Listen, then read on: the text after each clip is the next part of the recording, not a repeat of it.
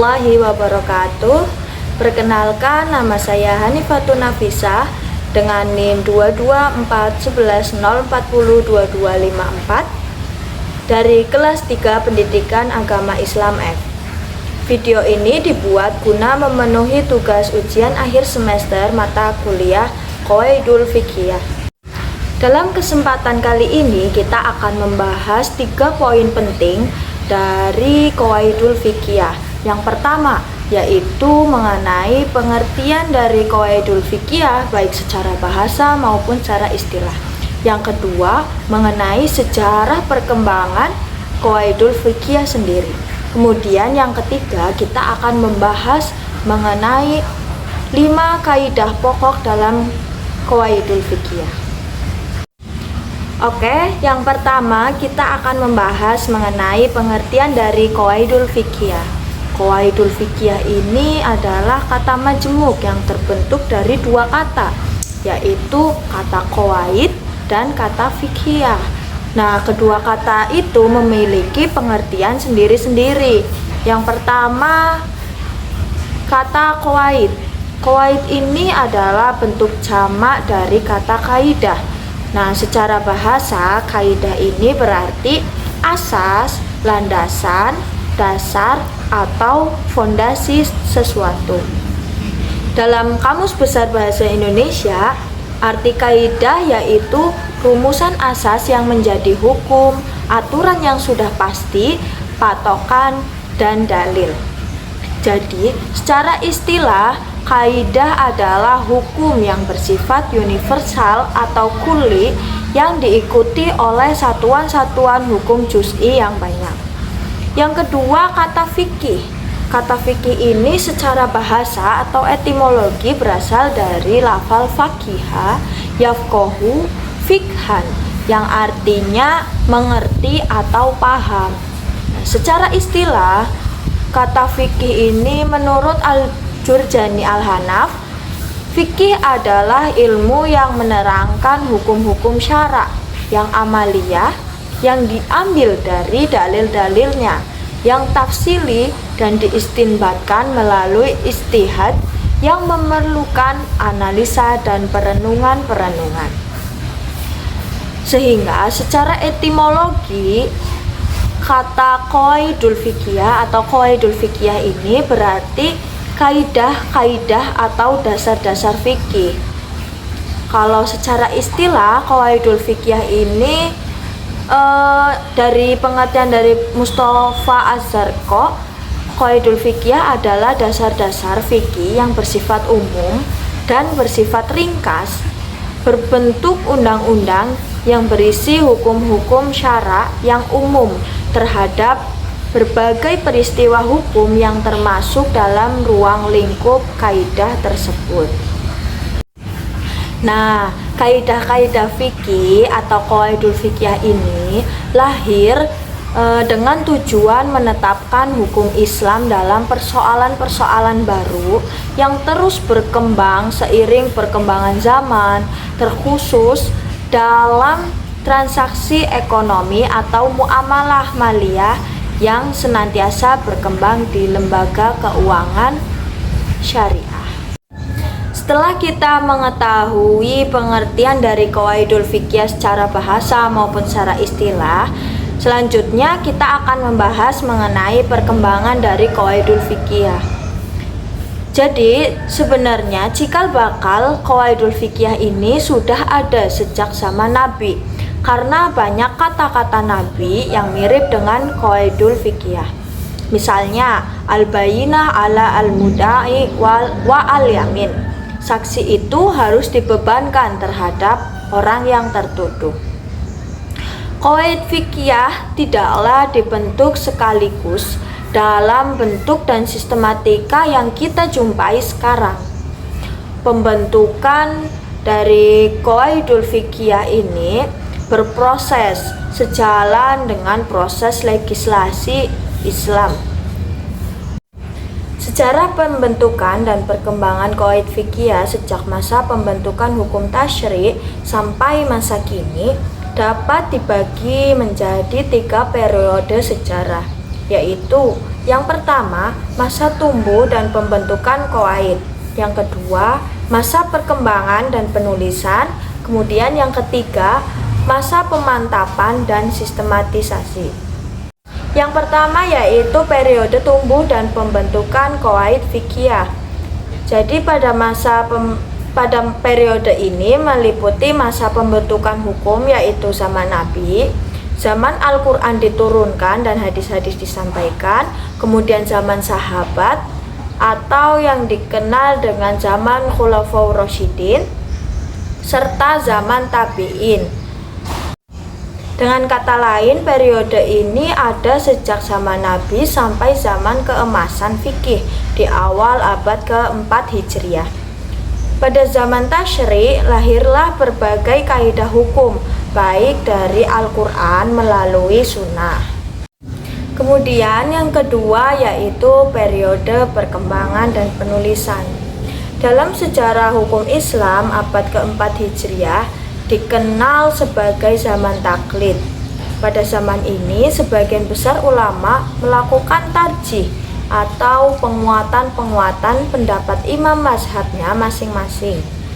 Usaha kodifikasi kaidah-kaidah fikih bertujuan agar kaidah-kaidah itu bisa berguna bagi perkembangan ilmu fikih pada masa-masa berikutnya. Jadi pada abad ke-8 Hijriah ini dikenal sebagai zaman keemasan dalam kodifikasi kaidah fikih, karena perkembangan kodifikasi kaidah fikih itu begitu pesat.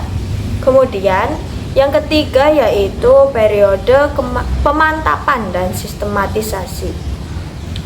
Qawaid fiqhiyah mencapai kemantapannya pada akhir abad ke-13 di masa pemerintahan Sultan Al-Ghazi Abdul Aziz Khan Al-Utsmani, yaitu ketika satu komite yang terdiri dari fuqaha masa itu berhasil merumuskan kumpulan qawaid fiqhiyah yang dinamakan Al-Majallah Al-Adliyah Al-Utsmaniyah.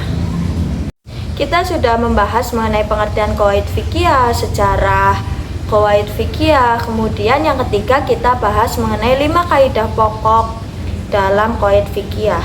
Yang pertama, kaidah pertama yaitu al-umuru bimaqasidiha, yang artinya yaitu segala perkara tergantung pada niatnya. Nah, maksud kaidah ini yaitu kaidah ini menjelaskan tentang niat. Niat di kalangan ulama Syafi'iyah diartikan dengan bermaksud untuk melakukan sesuatu yang disertai dengan pelaksanaannya. Niat ini sangat penting dalam menentukan kualitas atau makna perbuatan seseorang. Apakah seseorang itu melakukan sesuatu perbuatan dengan niat ibadah kepada Allah, atau dia melakukan perbuatan tersebut bukan dengan niat ibadah kepada Allah, tetapi semata-mata karena nafsu atau kebiasaan. Nah, contohnya dari kaidah pertama ini yaitu niat untuk menikah. Apabila menikah itu dilakukan karena menghindari dari perbuatan zina, maka hal itu halal untuk dilakukan. Tetapi jika hal itu dilakukan hanya semata-mata untuk menyiksa dan menyakiti istrinya, maka hal itu haram untuk dilakukan. Contoh yang lain juga bisa, contohnya maling. Seseorang berbuat mencuri, kemudian hasil curiannya itu diniatkan untuk sedekah kepada orang yang kurang mampu. Hal itu tetap dikatakan haram karena melakukannya dengan perbuatan yang salah. Kemudian kaidah yang kedua yaitu al-yaqinu la yuzalu bisyak. Artinya keyakinan itu tidak bisa dihilangkan karena adanya keraguan. Maksud dari kaidah ini yaitu menandaskan bahwa hukum yang sudah berlandaskan keyakinan tidak dapat dipengaruhi oleh keraguan yang timbul kemudian. Rasa ragu yang merupakan unsur eksternal dan muncul setelah adanya keyakinan tidak akan menghilangkan hukum yakin yang telah ada sebelumnya. Keyakinan itu baru dapat dihilangkan manakala terdapat keyakinan baru yang sebanding atau lebih kuat dari keyakinan yang sebelumnya. Contoh dari kaidah ini yaitu orang yang sebelumnya memiliki hutang akan tetap dipandang atau dihukumi memiliki hutang sampai ada bukti yang meyakinkan bahwa ia telah melunasi hutangnya. Kalau ia mengklaim telah melunasi hutangnya tanpa ada bukti atau saksi atau sesuatu yang meragukan, klaim tersebut tidak dapat dijadikan bukti pelunasan hutang. Kaidah yang ketiga yaitu al-masyaqqatu tajlibut taisir, artinya kesulitan akan mendatangkan kemudahan. Maksud dari kaidah ini yaitu apabila suatu hukum terdapat kesusahan atau kesulitan dalam penunaian dan pelaksanaannya baik kepada badan, jiwa, atau harta seorang mukallaf, maka hukum itu diringankan sehingga tidak menyusahkan lagi. Keringanan tersebut dalam Islam biasa dikenal dengan istilah rukhsah. Nah, dalam ilmu fikih, kesulitan yang membawa kepada kemudahan itu setidaknya ada 7 macam, yaitu yang pertama sedang dalam perjalanan atau al-safar. Misalnya orang yang sedang dalam bepergian jauh diperbolehkan tidak berpuasa, namun tetap harus menggantinya ya. Kemudian ketika dalam perjalanan bepergian jauh dibolehkan mengqashar sholat atau menjamak sholat, namun dengan ketentuan-ketentuan tertentu. Kemudian yang kedua, keadaan sakit atau al-marad. Misalnya kita diperbolehkan tayamum ketika sulit memakai air. Terus contoh lain yaitu kita diperbolehkan sholat fardu sambil duduk ketika kita tidak bisa melaksanakannya sambil berdiri. Kemudian yang ketiga yaitu keadaan terpaksa atau al-ikrah. Keadaan terpaksa di sini yaitu yang membahayakan kepada kelangsungan hidupnya. Contohnya, orang yang dalam keadaan terpaksa boleh merusak hak milik orang lain. Kemudian contoh lain yaitu dalam keadaan terpaksa seseorang boleh memakan bangkai atau meminum minuman keras. Dan contoh lain yaitu seseorang boleh mengucapkan perkataan yang mengandung atau membawa kekufuran, dengan catatan di dalam hatinya itu masih tetap beriman. Kemudian yang keempat yaitu lupa atau al-nisyan. Dalam hal ini contohnya yaitu ketika seseorang berpuasa, ia lupa tiba-tiba makan dan minum. Hal ini masih diperbolehkan dalam agama. Kemudian yang kelima yaitu ketidaktahuan atau al-jahal. Misalnya orang yang baru masuk Islam karena tidak tahu, kemudian seseorang tersebut memakan makanan yang diharamkan dalam agama, maka dia tidak dikenai sanksi. Kemudian yang selanjutnya nomor 6 yaitu kesulitan umum atau umum al-balwa.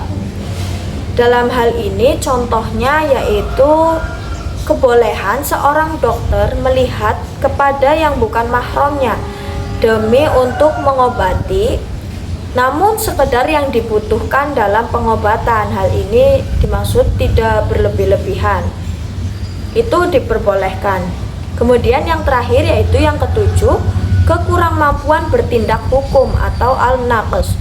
Artinya misalnya anak kecil, orang gila, atau orang dalam keadaan mabuk. Kaidah pokok yang keempat yaitu ad-dararu yuzalu. Artinya bahaya itu harus dihilangkan. Nah, Izzuddin Ibnu Abdul As-Salam mengatakan bahwa tujuan syariah itu adalah untuk meraih kemaslahatan dan menolak kemafsadatan. Dengan kata lain, kaidah tersebut di atas kembali kepada tujuan untuk merealisasikan maqasid al-syariah dengan menolak yang mafsadah dengan cara menghilangkan kemudaratan atau setidaknya meringankannya. Nah, contoh dari kaidah ini yaitu haramnya makanan yang diharamkan menjadi hilang, menjadi tidak haram jika seseorang tidak mendapati satu makanan pun kecuali itu, dan jika ia tidak memakannya maka ia akan mati. Contohnya ada seseorang yang akan mati karena kelaparan dan ia hanya mendapati seekor anjing. Anjing itu kan haram, maka seseorang tersebut tidak dihukumi haram jika memakan daging anjing tersebut karena ia dalam kondisi mati kelaparan. Kaidah yang terakhir yaitu kaidah yang kelima yaitu al-adatu muhakkamah. Artinya adat itu dapat dijadikan pertimbangan dalam menetapkan dan menerapkan hukum. Makna kaidah ini adalah adat baik secara umum maupun secara khusus dijadikan sebagai landasan hukum untuk menetapkan hukum syara dan tidak ada nas yang menyelisihinya. Menurut kesepakatan jumhur ulama, suatu adat atau uruf bisa diterima jika memenuhi beberapa syarat, yaitu yang pertama, tidak bertentangan dengan syariat. Yang kedua, tidak menyebabkan kemafsadatan dan menghilangkan kemaslahatan. Yang ketiga, telah berlaku pada umumnya orang muslim. Yang keempat, tidak berlaku dalam ibadah mahdhah. Yang kelima, urf tersebut sudah memasyarakat ketika akan ditetapkan hukumnya. Kemudian yang keenam yaitu tidak bertentangan dengan yang diungkapkan dengan jelas. Dan contoh dari kaidah ini adalah yaitu tentang penetapan masahed, kadar nafkah, kualitas bahan makanan untuk kafaroh, kemudian ada sahnya akad jual beli tanpa ucapan yaitu aku jual dan aku beli dalam sistem jual beli modern. Sekian pembahasan kali ini mengenai pengertian qawaid fiqhiyah, sejarah perkembangan qawaid fiqhiyah dan 5 kaidah qawaid fiqhiyah beserta contoh-contohnya. Semoga dapat diterima dan dipahami oleh para pendengar. Sekian dari saya, Hanifatun Nafisah. Wassalamualaikum warahmatullahi wabarakatuh.